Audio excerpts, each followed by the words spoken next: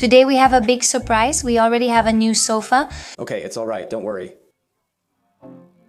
Let's stay. I'm living here. The living room is spacious. Yes. You couldn't see this moment coming, huh? Yes. But you can see it. How a couch can change everything, huh? This is the Tadeo model couch in cream from the home store. We pull from here, patapam, patapam, patapam, and bam. We have a huge bed. It's a sofa bed, but it's not the typical sofa bed that opens up and then you have to sleep on top of the sofa. Instead, it's a mattress, and on top of that, it's super comfortable. It's easy to open, and since you're on a mattress instead of a hard sofa, it's more comfortable. On the other hand, we're going to continue with this room that seemed like it was already finished, but it turns out it's not. I want to paint this wall to make the headboard stand out. So I was doing several tests. I don't know if you can see it on camera, and in the end I bought a paint that's kind of beige. I didn't dislike this one, but since it had different shades, I thought it would look too much like that wall over there, so this one will look better.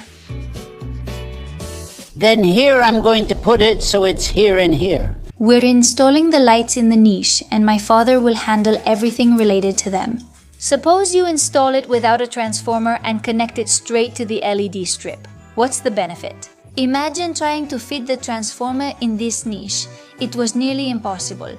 If you look over there, you can see the cable coming out. Now the LED strip is going to go there, covered with this trim piece I bought, which basically has a transparent part where you insert the LED strip. Everything will be lit up. My dad will cut it to size. Snip, snip, snip, and place it in each niche. I was missing a few tools when assembling the storage beds, and since I was alone with my grandma unable to help, some adjustments on the bed were left undone. So we're going to do it now. We're going to paint the wall with the color I chose, which is this one, which is Caribbean sand. We'll sew this one. So I put it here. We'll also record it. Wow, how cool, team, come see this, look and check it out. It looks better on me now. You can really see it. Don't tell me, Ivan. Ivan, they've lit up your beautiful niche. I've been waiting for a year. Okay, go ahead, do the honors. Oh my god. It looks amazing, huh? That's just the ones in the middle. The other two are still missing. It blends in pretty well. Yeah. Stop, we don't have enough.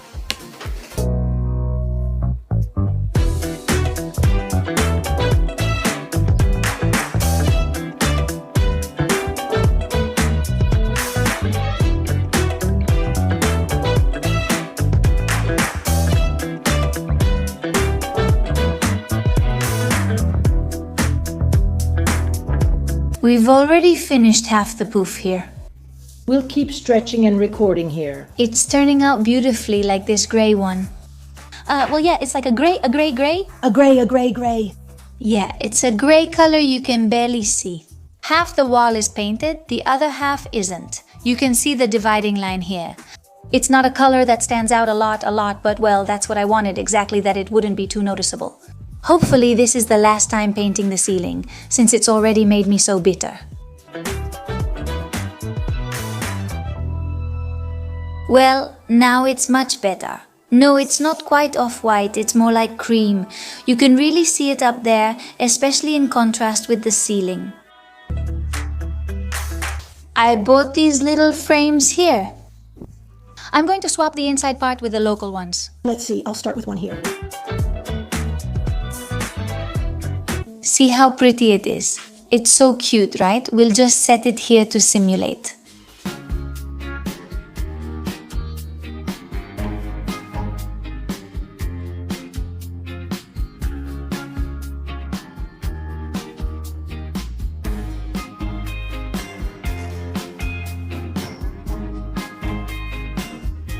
Updates, shower light, you can't see it. Indirect light, since it's covered now, right? With some baseboard left, there's already light in the shower and it looks amazing. The shower is lit. But we also have a niche with light. Look at how the niche looks now with the little light and everything. This goes here, that goes there. That's cool.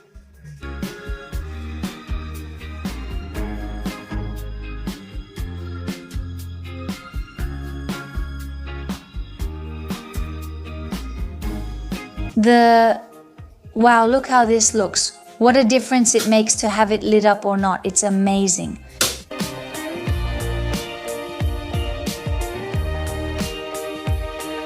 Over there is what we need to bring, some things to throw out, and everything over there I need to take to the laundromat. Subscribe.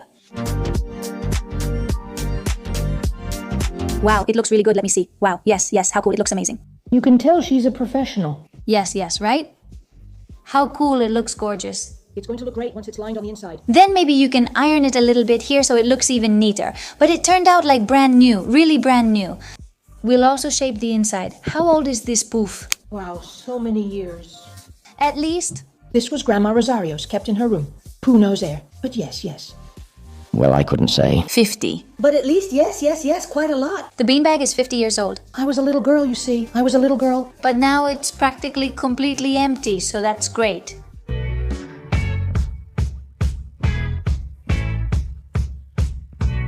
This little entryway really needed a new light, so the other day I bought this one here that has a wood effect.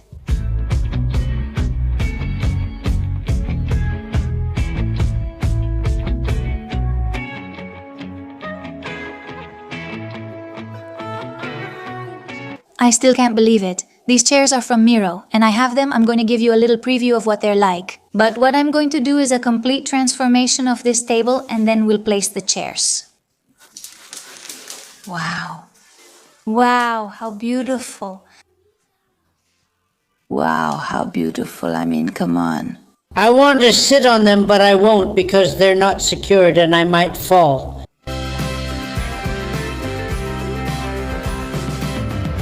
Oh, checking. Yeah, checking. I'm going to try the chairs. For the first time. I'll check it out first. Nice, it has a backrest. You sit comfortably. My feet reach the floor, which is impressive since I'm short. But actually, I have the wood pieces for transforming the table, with a little cushion. Much better.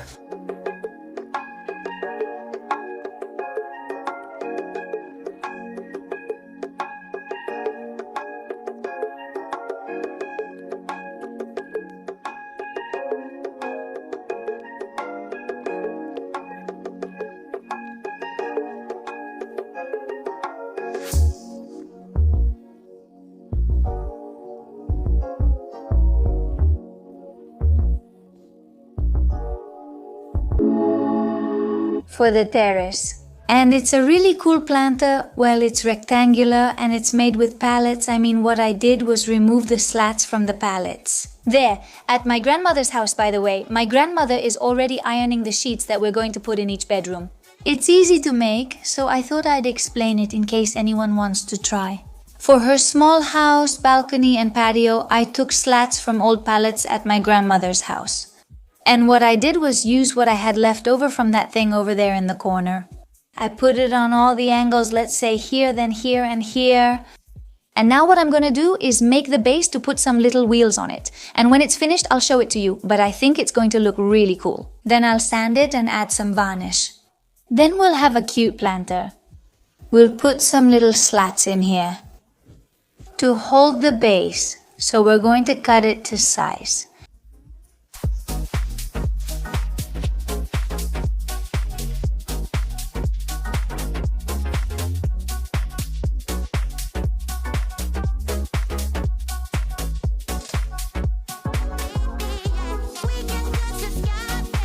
And now we're going to put these little wheels on, which we'll screw in. And with this, our planter will be ready. Well, there are a couple of little things left that I'm going to explain to you now.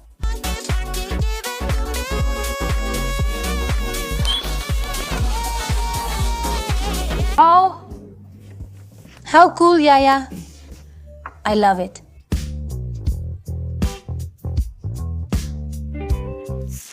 Oh my goodness, how cool. Now I'm going to put this fabric inside, which is so that the soil, the substrate doesn't fall out, let's say. I mean, so it doesn't spill, so it doesn't fall out from the bottom. I'm going to put varnish on it.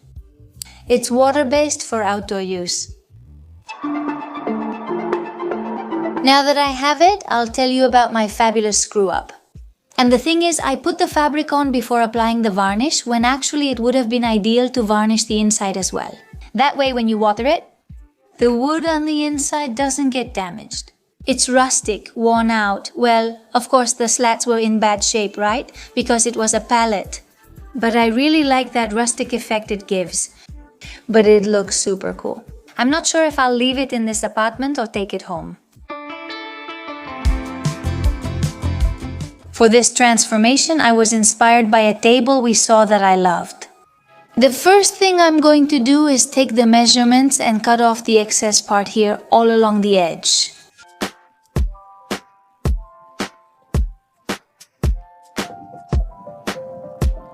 Well, we're starting off with problems, as it couldn't be any other way. I thought this wood was all solid wood, but it turns out that only the trim is actually solid wood. If you look closely, you can see that this part is wood and this is medium density fiberboard. So, I wanted to cut everything exactly to the size of the legs and then place this board on top. But the problem is that here it will be covered, but on this side it won't. So, I won't be able to cut off this extra piece because it's the only one left with the wood color, and then, by sanding it, I can give it the same tone as the wood that goes on top. Otherwise, I couldn't.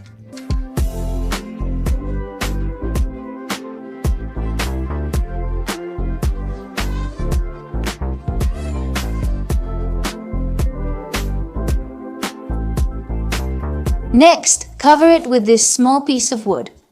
Honestly, it's not very thick.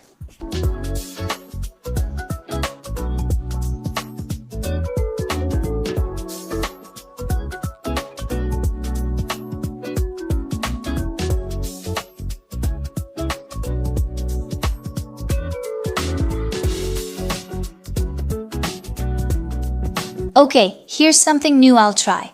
I'm worried the bamboo might not be held tightly here and here, since that's where all the support is. But I can't screw anything into the floor. So, I'm going to add this strip, which I'm going to cut here, and then I'll go to the hardware store to buy some brackets that I'll put here. I think it's a good idea.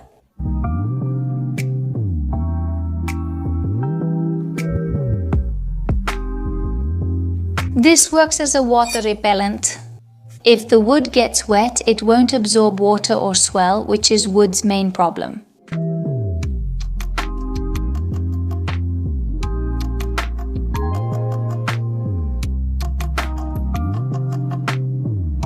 Okay, and now we have everything properly screwed in, nothing bends at all anymore.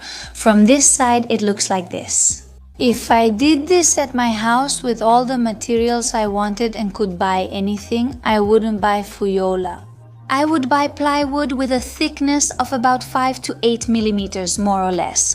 I think that would make it much sturdier. As an extra precaution, I have added this extra strip on the inside middle of the leg. This time I used large screws for the inner reinforcement instead of brackets that I had here in the apartment. So I thought, well, I'll make use of them.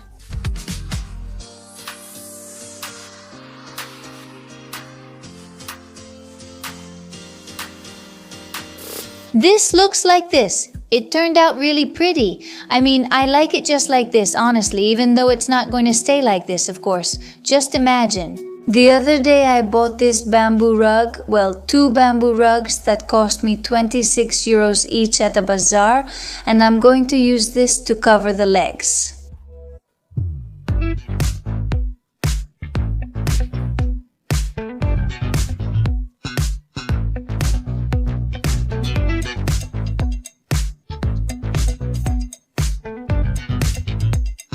We've been here for quite a while now. Try placing it. This side is perfect. Great, nothing stuck, and this side looks perfect too. Look inside. This will end up like this.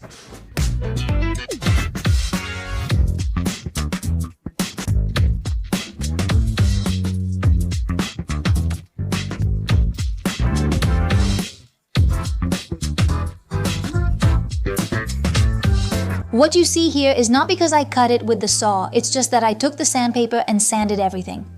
I didn't show this part, but I'm explaining so it fits perfectly flush. And now, well, I'm just going to glue it. I'm going to put the adhesive on and place it here. I only have 3 seconds, okay?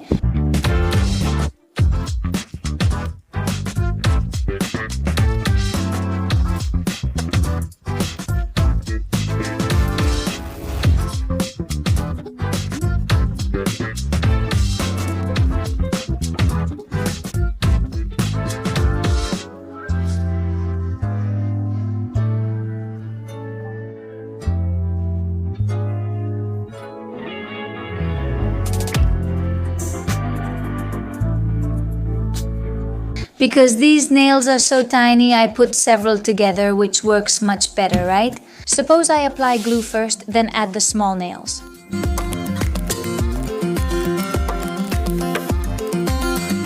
Wow, look how this is turning out, Grandma. It's turning out beautiful. Gorgeous. Gorgeous! The next step is to place the wooden boards on top. Those are the ones over there, then we'll stain them a little bit. When you move it, you can't even hear it anymore. It's slightly raised off the floor, just by a millimeter, but it's enough. Look at how it's just a little bit above the floor. So I bought 2 that are 50 by 2 meters long. It's already a little bit bent, huh? Oh, this wood, it's got me up to here.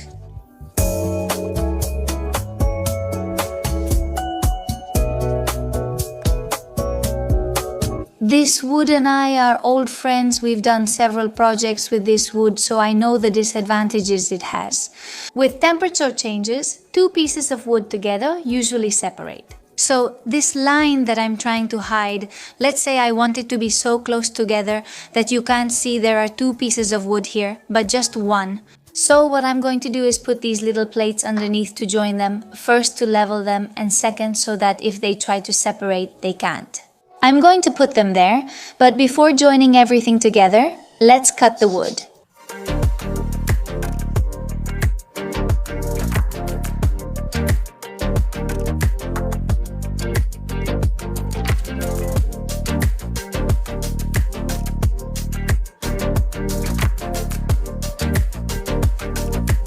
What I'm going to do is put this super strong glue all over the surface. We're going to hold it until it stays in place. We'll stick it to the base, then screw it in. Do you agree? Yes. It was explained. It was explained well. Now how it turns out, I don't know anymore.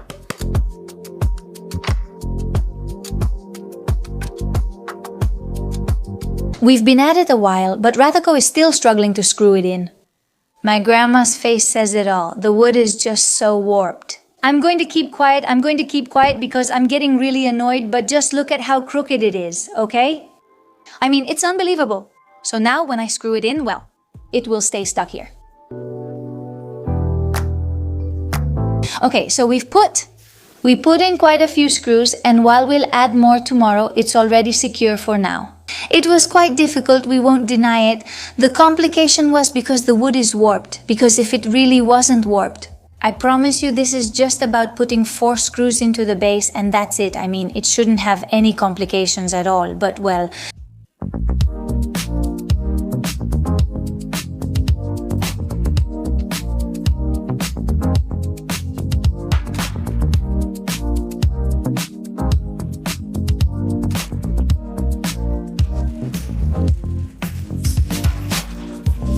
At first it's this one.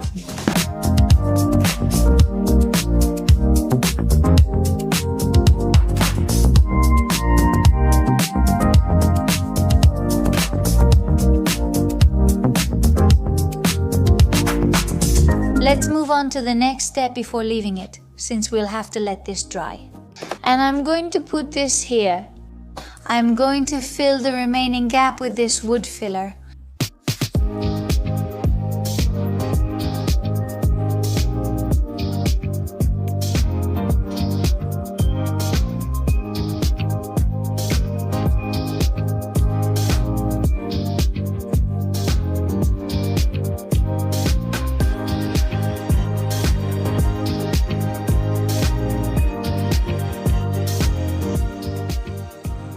I did the test yesterday, so it would be dry today. And this is the oak varnish. This here is stained with coffee, meaning I took a cotton ball and put coffee on it, and this is 2 coats of coffee. Notice the difference in shades. I want the wood tone to match the bottom part as closely as possible. The one that looks most similar is 2 coats of coffee. Since we have time to do 2 coats, we can try one, see how it looks, and stop if we prefer it. My grandmother is sanding this wall a bit because I'm repainting it. It was already in bad shape with many chipped spots. So I gave it a little touch up with some filler, and now I'm going to paint it. And actually, I'm going to change its color. My mother is going to kill me because she was the one who painted these walls, but the color looks really dark at night. And I'm just not convinced. During the day, I love it, I love it, I love it. At night, the color darkens and feels more closed in and claustrophobic. This is the one we'll use.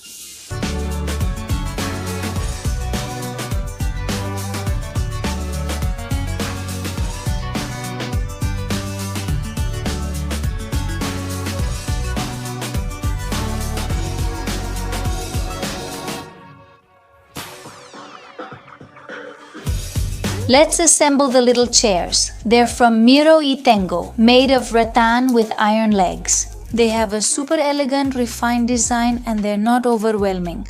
Because they have little holes, the space feels much lighter. Observe the rattan.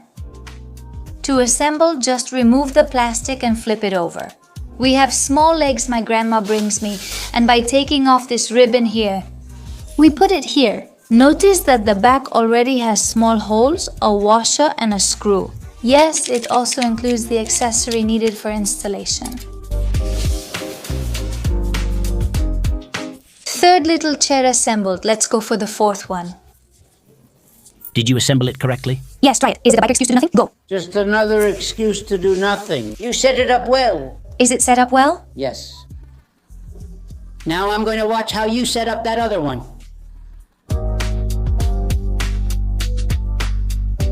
Well, so we have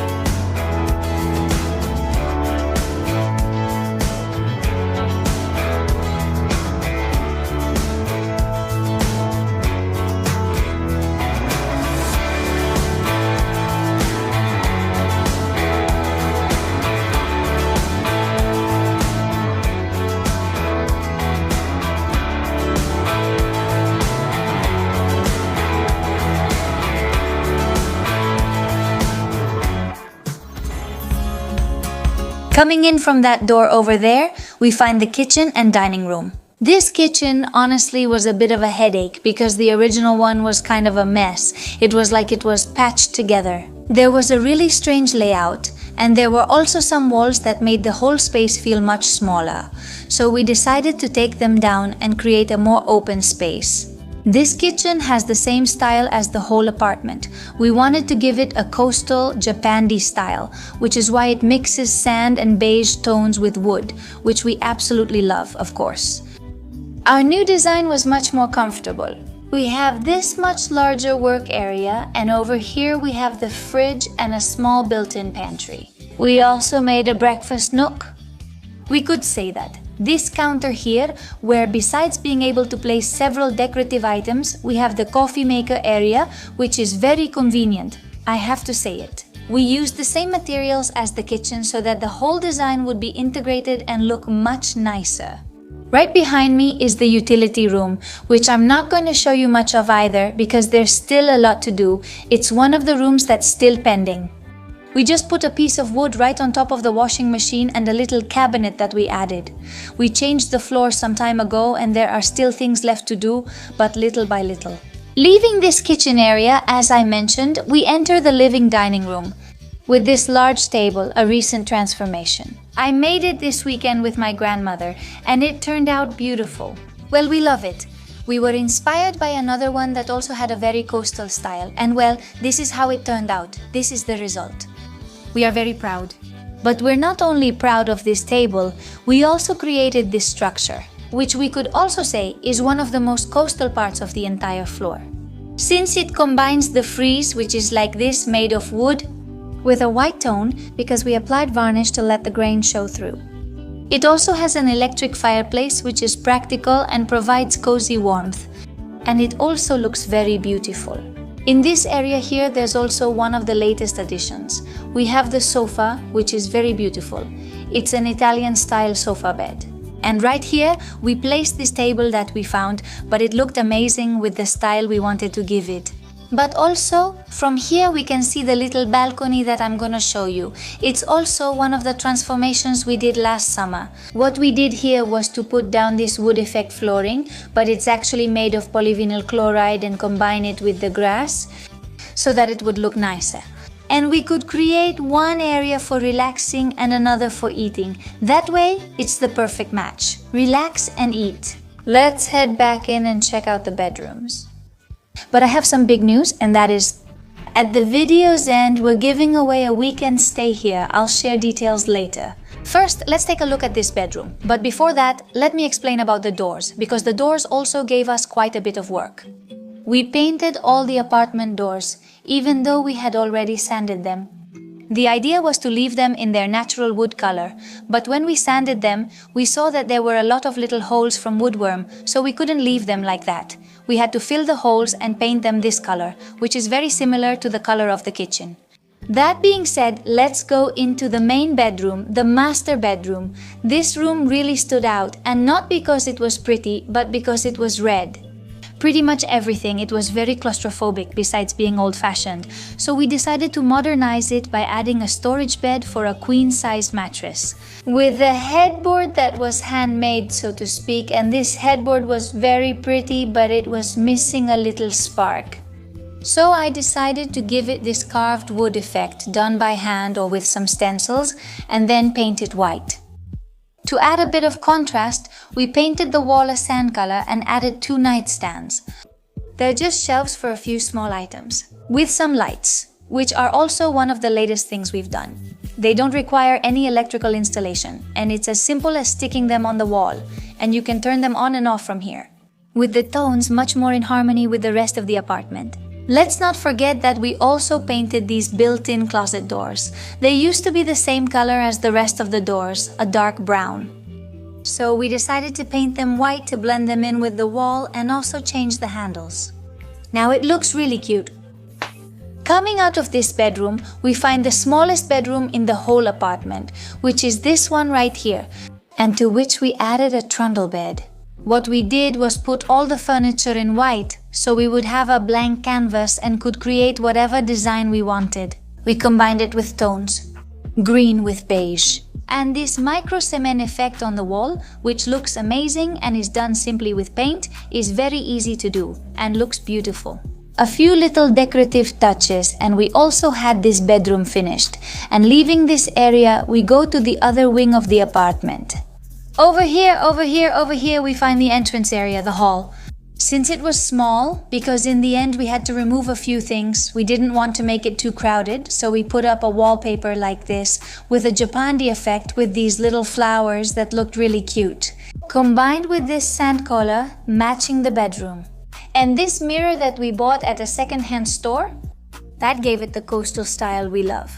A central light so you can see yourself before leaving, and we already had the entryway set up. Let me not forget the front door, which Ivan transformed and it looks great. If we continue, we reach the bathroom. We could almost consider this bathroom as the most radical renovation, even though we did it quite a while ago. It isn't among the latest changes. It was a challenging project because we had to remove absolutely everything and put it all back again. We did the water installation, we did the electrical installation. We put insulating panels all over the bathroom, micro cement on some of the walls, and on others we also put tiles. Inside the shower and on the front, so it's also easier to clean. Those are the dirtiest areas.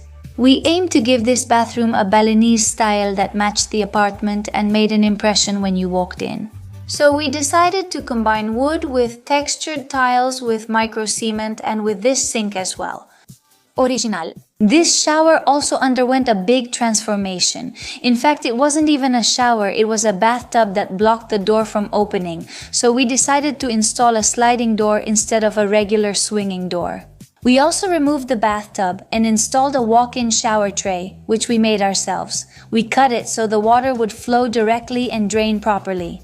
The wood, as I mentioned on the front, indirect lighting at the top, and we had our shower. Well, let's not forget about the shower screen, which is very important. Leaving this bathroom, we find the last room, which is the bedroom with 2 little beds. This is also one of the latest transformations we've done. The truth is that it turned out very original. It's not what you usually find in a vacation apartment. For us, it looks very beautiful. Did it take work? Yes, but not a lot. All these arches are actually made of drywall. We used 2 layers to add indirect lighting, so that there would be lighting, a backlight in each of the headboards, making it look nicer and also more practical, right? That way you can use it as a night light. A few little decorative touches. Paint the wardrobe to leave it with a more whitish tone, just like we did with the television unit. And we already had the transformation of this bedroom as well. I could almost say this is my favorite room. Not sure about you, but which bedroom did you like best? But for me, I could say it's this one. 2 tough years of renovation, very hard and long, that made me reflect a lot. In general, but above all, about 2 things in particular. First, about the extreme immediacy we live with every day. I get the feeling that everything nowadays is making us speed up our lives, doing things in 5 minutes and still having one left over to have a snack. Honestly, I wish everything were that simple and fast. But the reality is that some things can't or shouldn't be that way.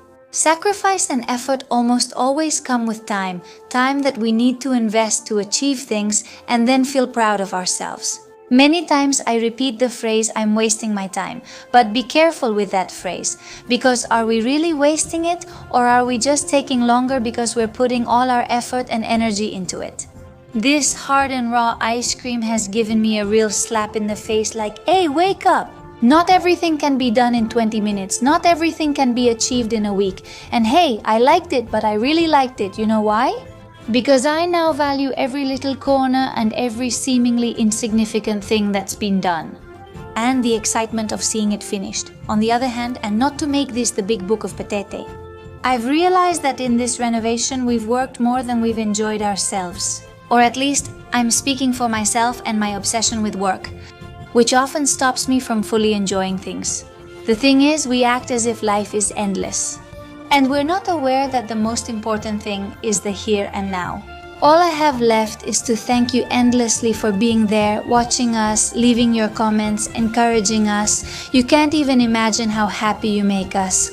I hope I have contributed, even if it's just a little bit, a tiny grain of sand, to something that will get better, or just inspired you to make something new.